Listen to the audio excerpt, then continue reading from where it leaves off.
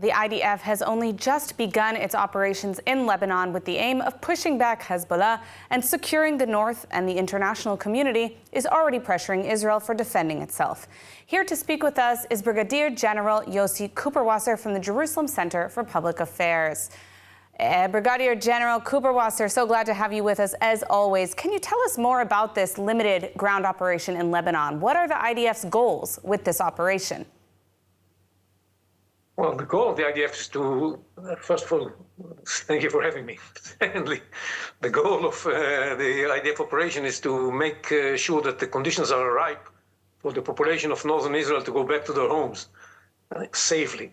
And for that purpose, they need to make sure that the infrastructure of Hezbollah that is deployed along the border in order to enable Hezbollah to carry out operations inside Israel is taken care of and destroyed. And that's what they are trying to accomplish by this limited incursions into southern Lebanon. Now, we saw missiles fired at Tel Aviv earlier today, and we've also seen the Houthis fire earlier this week at central Israel. What is the IDF strategy for dealing with the threat from the Houthis in Yemen? Well, we are trying to build deterrence vis-a-vis the Houthis and to make sure that we charge them with a heavy price for what they're doing.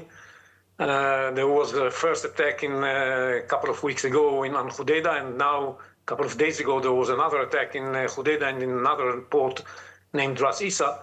And I think that the Houthis definitely understand that it's going to be very pricey to keep attacking us. They cannot declare that they give up, so they keep launching their missiles and the drones. But I think that they realize that they will have to put an end to that before their economy is going to be destroyed. And that's the message delivered to them. And by delivering this message, we also deliver, I think, a message to the Iranians that they are within our reach as well, because the Hudaydah and Ras Isa are much farther than Tehran. So the IDF, of course, is already facing tremendous international pressure in Lebanon. Why was a ground operation necessary? And do you believe that Israel has the necessary support from allies like the U.S.? Well, it was necessary because without it, you cannot create the conditions to enable the population of northern Israel to go back to their homes safely.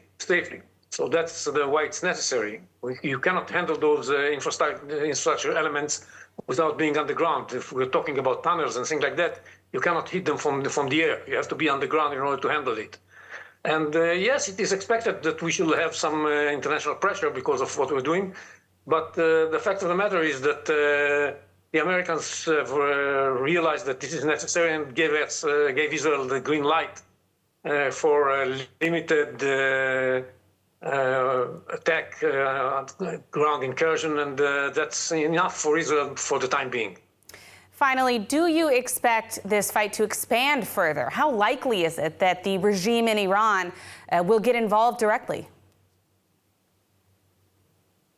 Well, I think the probability of that happening at this point is becoming bigger and bigger, but it's still low a little bit.